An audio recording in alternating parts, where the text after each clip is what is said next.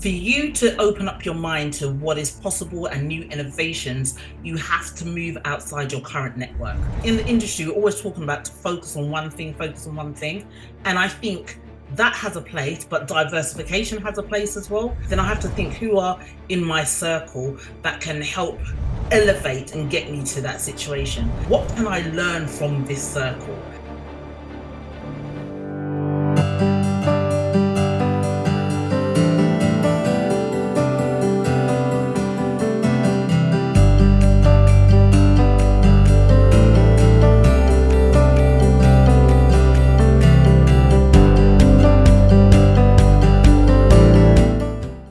Good day, Michelle. How are you today?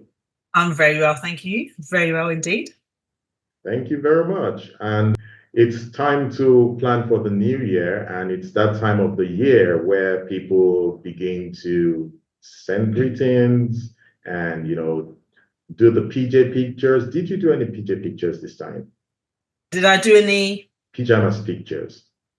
No, I left that to other people who had matching sets. We had no matching sets, so we didn't do that. But we did other things. We took pictures and or other things, but not the pajamas, no. Okay, beautiful. And do we have any plans, or do we have any plans for the rest of the year, or you're just going to be planning and thinking and having fun with the family? Well, I don't need to do much plans because I planned before. Like from quarter 3, beginning of quarter 4, I already was planning on what next year would be looking like. I couldn't have left it this late. And so I kind of have a good idea of what we want to achieve next year. And so now I can just use this time to chill. I've got games night later with friends. I'm singing out tomorrow, singing out again on Saturday. So yeah, I can use this time just to chill. Oh, cool, beautiful. That's lovely. Singing is something I also do a lot, yes, and it's one of my regular pastimes. I've done that since I was a kid. Beautiful. Okay, awesome. Welcome everybody to the GLIT Podcast. This is one of the first episodes, and we are doing this as one of the episodes that help you plan for the year. We'll be having a couple of sessions for planning for 2024, which is your new year planning. And I'm calling it the Hello 2024 series. And we will be having a business podcast. We would be having something in technology. We would be having something in innovation. And for those on the career path, we also are doing something on career. So this is the year where you get your promotion. This is the year where you get your raise. And if it's in business, this is the year where you do phenomenal things. And of course, a lot of things are going to happen this year. We're having elections in the US, a lot of things. There are wars going on in Ukraine and wars going on in the Middle East. But in the midst of that, people are still crushing it. People are still making it. And we believe that you shouldn't be an exception. So tonight we have with me Michelle Raymond. Michelle Raymond is a UK-based entrepreneur and business owner. Actually, she has the nickname the Corporate Acquisition Queen. And she is one of the UK's leading diversity voices, both for business and HR. She has about 25 years of experience working in HR. And after a wonderful career in HR, she decided to run her own thing where she does HR advices, business consulting, and she also has a new event which she launched late this year in November called the Diversity Business Summit. I was there. It was a wonderful event in London, and it's something you should always look out for. In that event, we had about 100 plus business owners networking, meeting together, learning how to grow their businesses with strategic moves. And also, they had a lot of businesses who needed small businesses to work with them in the room. And when I say businesses, I meant businesses like Lloyds Bank, businesses like Meta, businesses like Sainsbury's, and all sorts of businesses. So if you're looking to grow your business in 2024, one person you should have in your corner is somebody like Michelle. So today we will be talking about how to plan your business for 2024, the financial part, the sales part, the growth part. Your business should add an additional 1 or 2 zeros in this new year we are looking at. And Michelle is right here to tell us how that is going to work. So I am Tosin Shobukola. I'm a business innovation and technology expert, and you have so much about me in the description below. Moreover, but this is not about me, this is about Michelle and you. So I'm I'm just going to serve as umpire, and Michelle is going to go up. I'll ask her a few questions. She'll share her thoughts. She gets really passionate when she's talking about these things. So look out and get prepared to be wild. Thank you, Michelle, for joining us again. Do you have any first words to say before we go deep into the questions? Well, I feel very honored to be part of this podcast. And I think I love the idea around innovation, business, and tech. And I think that's definitely the direction of the future of work and the future of business. So I think this is an apt podcast for people who really want to build and grow their businesses. So I feel honored to be the chosen one. Thank you very much. And thank you for saying yes. So do you have a little way in which you can reflect over the past year? I know you literally had a blast last year, a lot of traveling, a lot of preparation, even the rundown to the November event was a whirlwind, but you knocked it out. You killed it. You did it. You smashed it. So in addition to that wonderful rundown you had, how was this outgoing year for you? Yeah, I must admit it exceeded my expectations in terms of the whole entire year, not just the event itself. I think the event was a combination of stuff, but throughout the year, I did a lot of traveling.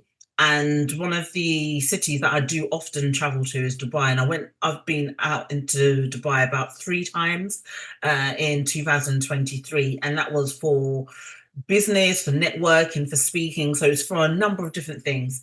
And through that, I managed to meet and collaborate with people, like you being one of them. And all of this led to the event.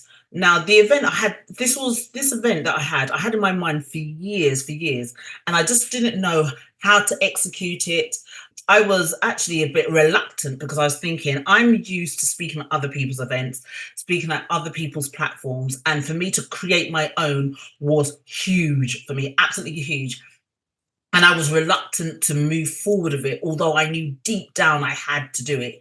And although there are other events, so the event called the Diverse Business Summit brings together diverse business owners, small business owners, micro entrepreneurs with some of the big corporates in the world.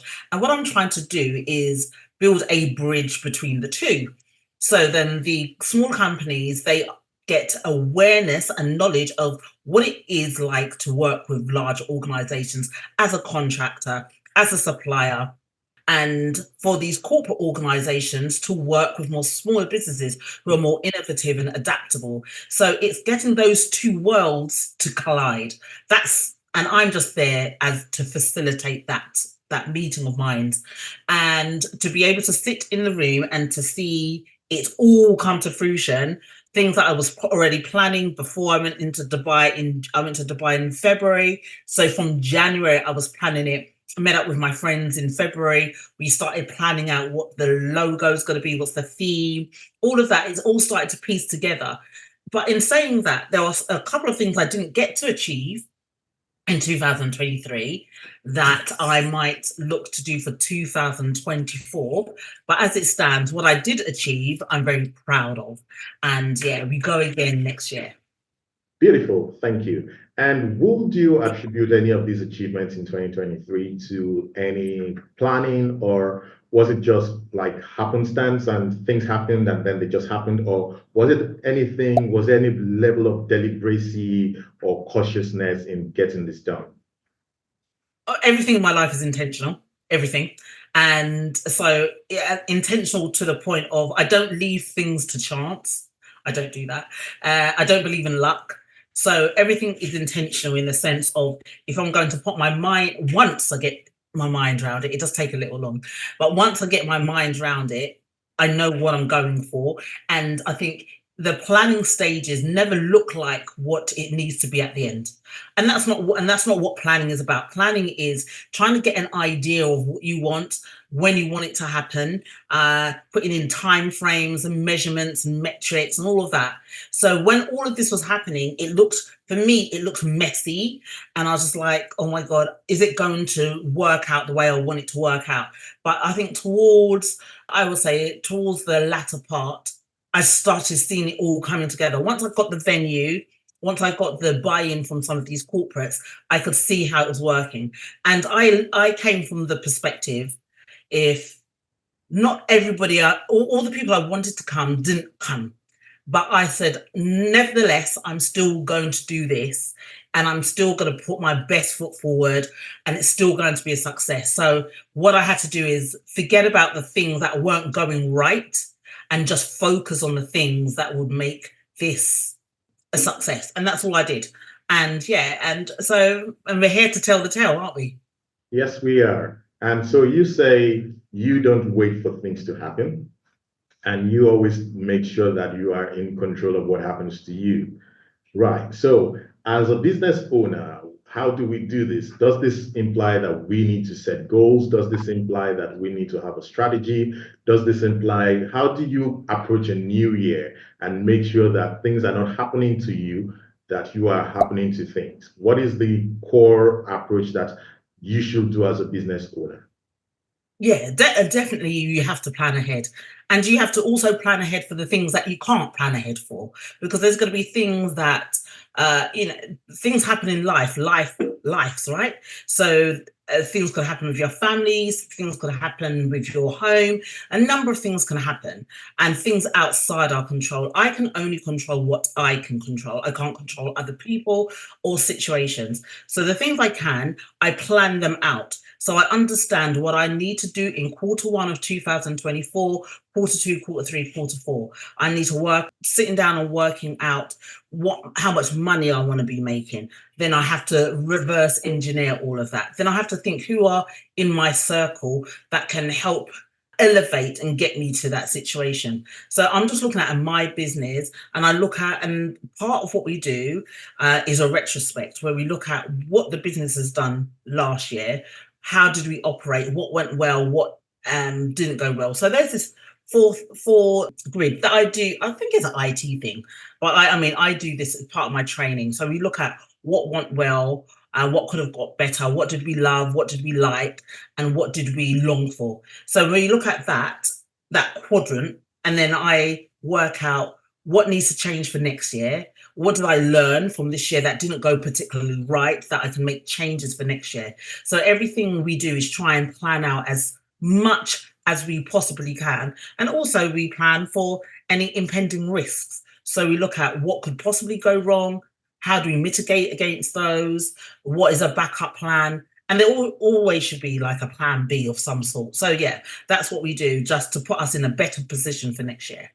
Beautiful. Thank you so much. I love the sound of that. So in tech, we call that retrospective. So when we go live with a project, we take some time to look back at what didn't go right or how we could have done it better. And sometimes when things that we didn't plan for happen, when we fix the issue, we also still do a kind of retrospective that says, okay, how could we stop this from happening in future? And what didn't we do that allowed this to catch us napping? And it's a very wonderful approach that you can apply to life, because yes, it's good. You talk a lot about risk, and I like the fact that you said you do a Q1 to Q4 plan of achievements, and then you do a Q1 to Q4 plan of financial. That's almost a no-brainer, even though very few business owners do it. We'll come back to that. But I think one critical thing that you have mentioned is about that, where we talk about risks. So when you say you plan for risks, you plan for things that you cannot plan for, as it were. I mean, you sometimes somebody may get pregnant and have a baby in the new year. Sometimes somebody has an accident. Sometimes somebody falls sick. Sometimes there's a government policy. Can you give some insight into how you plan for these things, and what is your rule of thumb or standard process for planning for these kind of things? I know you had a career in HR, so leveraging your HR background and of course your business background, and of course understanding how corporates work. Because for example, corporates have a budget, corporates have things that they do. The world, the market has a way they react to stuff.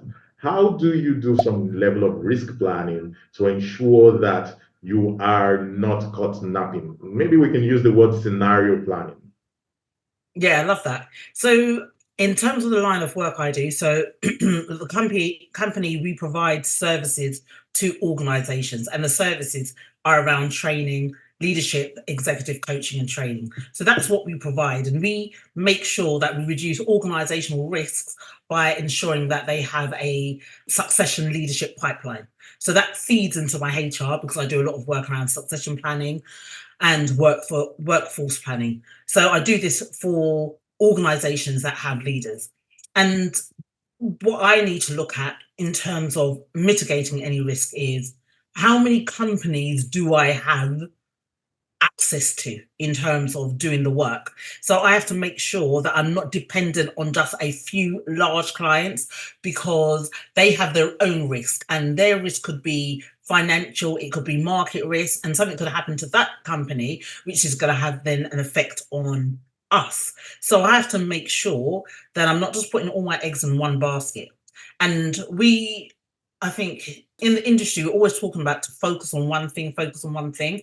And I think that has a place, but diversification has a place as well. So what I tend to do is make sure that I'm not just working with one or two clients that could go bust in a few years, or something could happen. They could have a change of personnel. I always make sure I'm trying to connect with more than one person at the organization, because when they go, they just leave, and they leave all the knowledge. There's no knowledge sharing. And then this person doesn't know who I am, to have no history of us. So we always make sure that we are diversifying our client base. We have more than one type of client, and we're speaking to different peoples within the organization. That's one of the things we're definitely going to do better for 2024. And another thing we're going to do is make sure that we trademark our work and our service, because I've seen for other people, not so much ourselves, but see where people haven't protected their intellectual property and it's used by different organizations. Now, the thing with us that we definitely need to do, the leadership training that I do for university, I can do for another company, I can do for a law firm, I can do for professional services. So I have to make sure that that piece of work is trademarked, it's our proprietary framework, that no one else can use it, no one else can do it the way that we do it. And if they do, then we've got repercussions, legal repercussions. That's one of the main things that we need to get done, because it's a risk if we don't. Because it's a piece of work that other people can easily replicate. So I need to look at a way of trying to protect that. So those are the two main things in terms of risk, is definitely diversifying our client base and making sure that we're protecting our intellectual property. And just bearing in mind what's happening with the world. You know, we had COVID and we had lockdown. Who's to say lockdown will not happen again? So we need to think about how do we adapt to any potential world changes. So it's looking at how do we make sure that we stay relevant? How do we make sure that we can still serve our clients? So we can make sure that we do things online as well as offline, and we're ensuring that we're up to date with technology. So we make the process of online coaching and online training as adaptable and as innovative as possible. So yeah, we're definitely all upskilling at the moment. Beautiful. So scenario planning with respect to portfolio diversification, scenario planning with respect to another pandemic or another worldwide effect that could ground regular business, and also making sure that your intellectual property is secure and safe. Okay, Yes. beautiful. Okay, so I think these also have tied into your kind of business goals for the year. And you mentioned also that you already have a list of things that you want to achieve. And how long does it take you to do your planning for the year? Is it something you do specifically, deliberately, or it just comes by a rule of thumb as a business owner? So what I do is things will come into my mind, and I have a note. I use Evernote, and I just write down things as they come into my mind. But then I have a proper session where I will sit down, and not just by myself. I might have some ideas, but I think it's always good to talk to other people who either they can contribute something, they have world experience, they can contribute. So I never sit and try and plan by myself. I try and plan with other people that I trust, and get their buy-in, get their feedback, because they'll probably see things that I don't see. Sometimes you can be so close to the business that you do need outside, either an outside mentor or somebody who has invested interest into your business so that they can look at it from a different view. So that's what I tend to do. I never do these strategy sessions by myself. Beautiful. So you have a bucket list that any next year project typically goes into. And on planning day, you bring it all out and you never plan alone. You never work alone. And I can work alone, and I sometimes do work alone.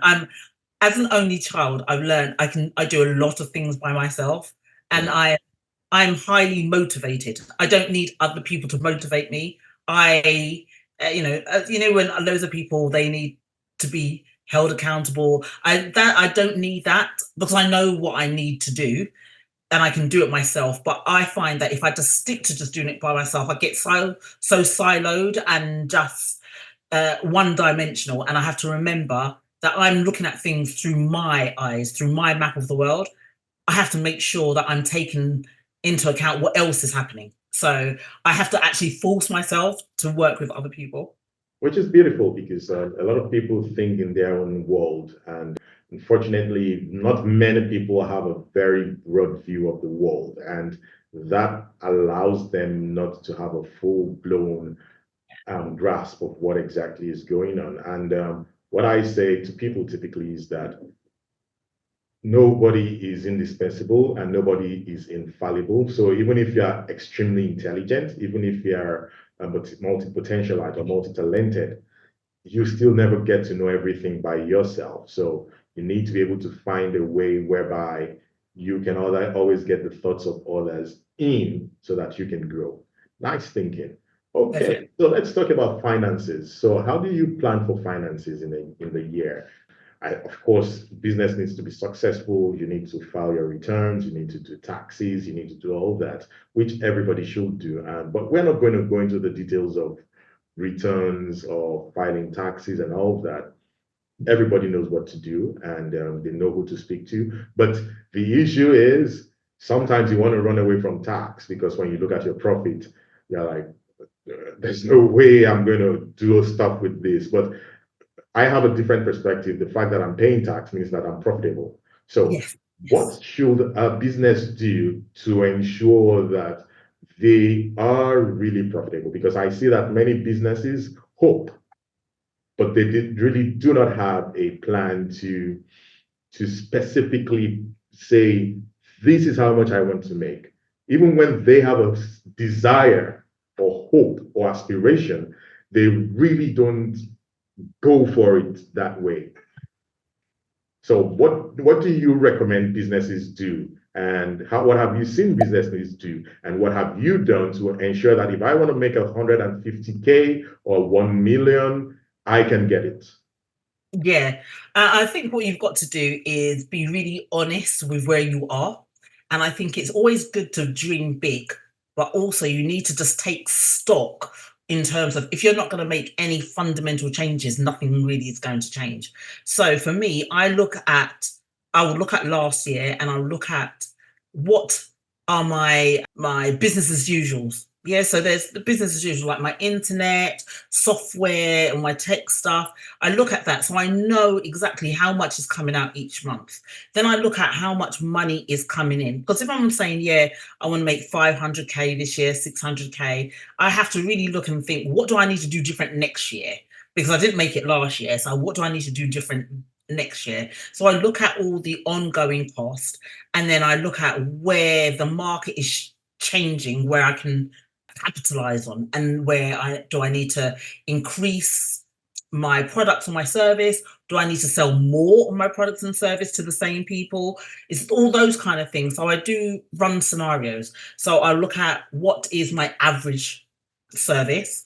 And if I sell 5 of these, people will say, oh, well, if you just sell 10 a month and then you'll get to your figure. But selling 10 a month also comes with a cost, because there's a number of marketing that needs to go with each sale.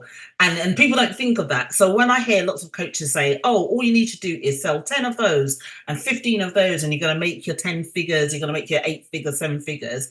But you have to also bear in mind like all the opportunity costs or whatever you want to call it. So that's how I work it out is okay, so if I need to sell 10 of those and I look at my conversion, I've got a spreadsheet where I can roughly see what my conversion rate is, and then I work all of those things out, then I know actually I have to spend this much to get 10 clients in. So you have to be really, we've mentioned it before, you've got to be really strategic, very intentional. I do have a budget spreadsheet, so I can see all the things that I'm spending each month. I can see all the new things that are coming in, additional spend, or if I've got like team members that want to get paid more next year, all of those things I need to take into account.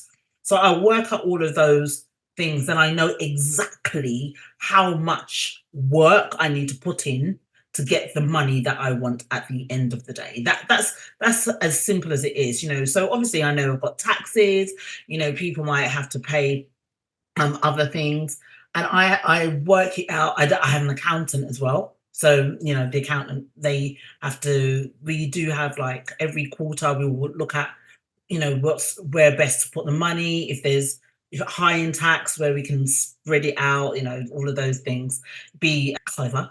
So all these things we need to work out before you even, you know, all this 7 figure business owner, what does that look like in practice? And if you're not going to change your behavior, and when I say your behavior, how you do business, Approach. yeah, it's not, nothing's going to change. Absolutely nothing's going to change. The amount of people I hear saying, "Oh, my 2024, I'm going to do this, I'm going to do that," and I always say, "So what's going to be different?" And they can't verbalize what's going to be different. So I said, "So why do you think you're going to make that money if you didn't make it last year?" There has to be a difference. Difference in mindset, different in behavior, difference in belief, difference in your service. All of these things will need to change, and you plan and plan ahead for it. Beautiful. Thank you so much. I have one of my mentors who typically says, how is next year going to be? And he says, well, pretty much the same the past 5 years have been, because the sun's going to rise, it's going to go down, and the moon's going to come up. Winter will come, summer will come, spring will come. And of course, some of those things won't change, and everything is going to be the same unless we do something differently. And of course, we know it's folly trying to do the same thing and expect different results. So I appreciate that, really. So you need to fundamentally think what's going to be different if you're going to get something new. And of course, even though we have a lot of people who claim the size of their business based on the revenue they make, it actually should be on the profit margins. So it's a 7 figure business. Yes, it's a 7 figure business in revenue. But again, is it 7 figures coming into your purse at the end of the day? Or is it just 3 figures or just 6 figures? So that needs to be accounted for.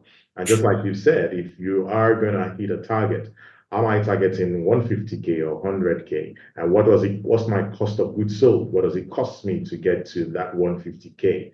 I have a very good friend who does, when she's pricing, her prices are usually very strange. So she doesn't price necessarily to psychologically win customers. She prices for tax, because in her country, she's already billing the price to the customer. Unlike in the UK, where you need to hit a figure before you start earning and paying tax.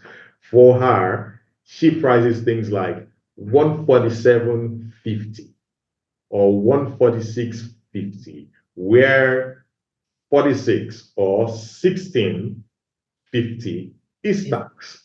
Yes. Or 650 is tax. So of course the cost, and of course, or if there's a Stripe payment gateway charge or a PayPal charge, everything is in the price. So she knows my price is 140, 650 is tax, charges, and everything, or whatever her price is. So I think that's a very, very good one. So don't just price on revenue expectations alone, price on also your cost of goods sold and also on profit. Yeah, definitely. Because it starts to eat away. And also, even if a piece of work has come your way, you have to make sure that you have agreements in place that the person who's passed the work on to you, have you got any agreements in place that you're going to give them commission or referral? Because that is another percentage you need to bear in mind in terms of your cost, because you might say, oh, I'm going to just charge 500, but not realizing you still have to give someone 20%. So all of these things you have to definitely bear in mind. Beautiful. And you mentioned something about a spreadsheet. You seem to like a lot of technology. So what tech stack do you use, and what tech stack should a business owner have when he's going into this? Of course, big businesses typically know what to do, but small business owners are not sure. So, and there's a whole lot of tools, and today they are using Zoho, tomorrow they are using Zoom, tomorrow they are using web, whatever tool. But what are the critical tools a business owner should have to be able to succeed in the new year? I think you need a platform that can do, you want a platform that can do as many things as possible. So, and that's another way of centralizing your money. So what I had done in the past, I had different things. I had like a booking calendar. I used to use Zero. I still use Zero now and again, but I've got another accounting tool called Wave, and I had a CRM here, I had this here, and it just made, when I looked at the price, if you're talking about money, and I just noticed, God, I'm paying how much for this a month, I'm paying that. And I found a tool that encompassed everything. And now I can do my CRMs in there. I can take money from there. I can write proposals in there. I can do calendar bookings in there. It just helps streamline everything. And then because I do have different people working on different parts of the business, they can get access to that. And then I project manage everything in a tool called Jira. And with Jira, it just helps transparency. So we know what everybody's working on. We can move it across the board. It's like Trello, but it's a bit more advanced for Trello. So yeah, and it allows us to just track all the activities that are happening within the business. And I just find it is so much easier. And then we use other tools. I think other tools are in the business that people need. You definitely need a CRM, because I don't know how people keep in contact with their clients or prospects if you don't have a CRM and a tool where you can keep engaging with them. So you definitely need a CRM.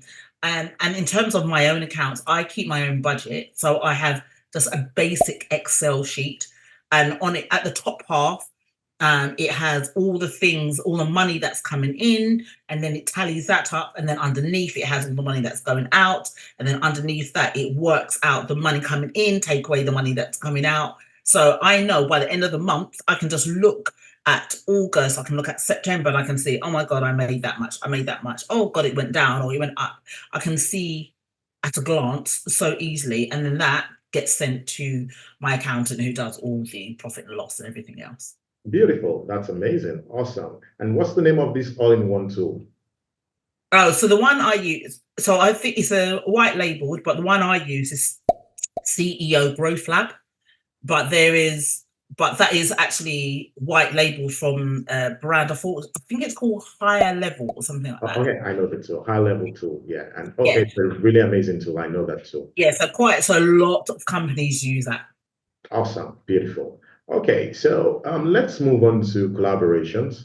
Are you planning to do any new collaborations? And while you talk about that, you said also that companies should always try to do something differently. Is there a framework that guides people on how to do things differently, or how to innovate, or how to get new results in the new year? So partnerships and innovation, what is the recommendation for the new year?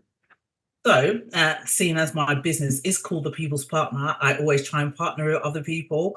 I'm not here trying to be winning the world by myself. So, yes, there's a number of collaboration projects on the horizon. So, even with yourself, there's things that we're going to be doing together around the leadership sphere. So, I'm excited to see how that pans out. I've got other collaborations planned with people. So even with HR, I don't actually directly do HR anymore. But because I've had such a brand doing it, I still get asked for HR work. So now I've partnered with another HR consultancy, and I pass the work on to them, and then I take a percentage. So there's collaboration like that. So I don't want to leave anybody without support. Then I've got a program called CAM, which it stands for Corporate Acquisition Mastermind Program, and that's initially we wanted to run that like every 6 months, but we've got to just do intakes at any time, then rather than restrict ourselves just to the 6 months.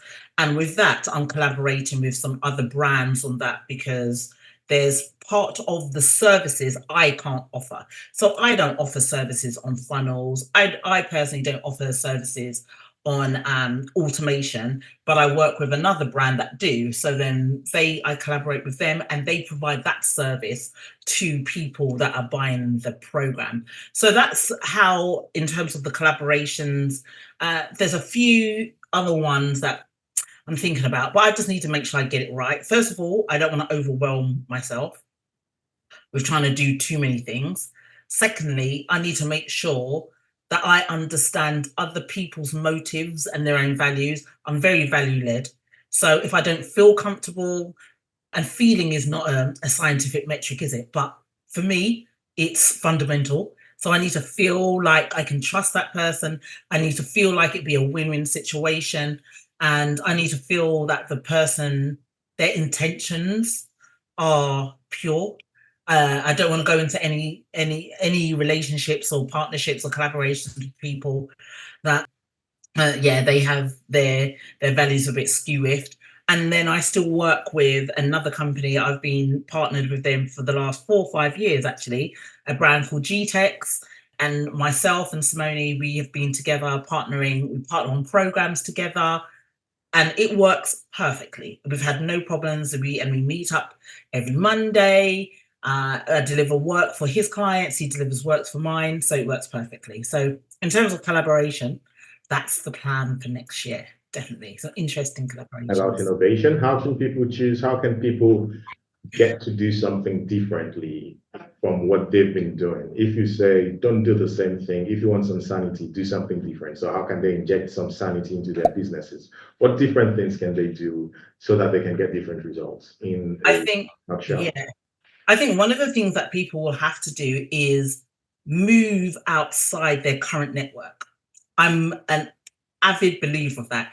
For you to open up your mind to what is possible and new innovations, you have to move outside your current network.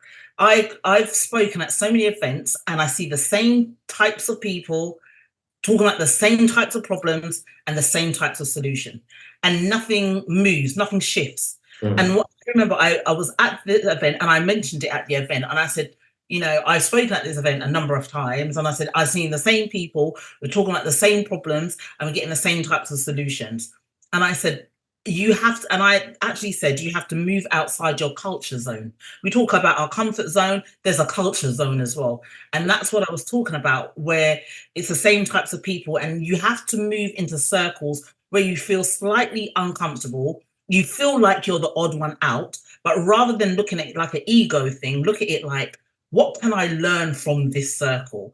So actually it's being uncomfortable in other people's cultures, other ways of other people doing things.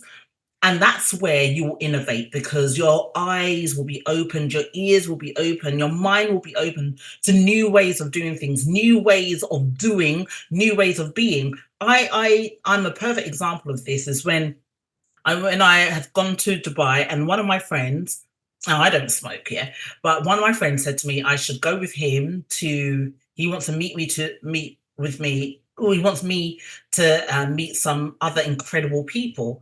And he said, but they go to this cigar club. And I said, oh, but I don't smoke. And he said, well, you don't have to smoke, but what I will do is teach you a few things about cigars, which he did. And then, but when I went, I was with different types of people I would have never met ordinarily. I met somebody who was the head of division for Deutsche Bank. I met some other people from JP Morgan. And from there, we started building relationship. And I never once thought, oh my God, what do I have? At the beginning, I'm not going to lie, I was thinking, oh, what do I have to offer? I'm the only one that looks like me. I was the only woman in this cigar club. I was the only Black woman in this cigar club. but I thought there must be something that I bring to the table. And what I bring to the table is my own personality and my own knowledge, wealth of knowledge. And so that's that's what I talked about when I was there. And they were telling me about their world. I was telling them about my world. And I never felt small. I thought, let me come with something. And it opened my mind completely.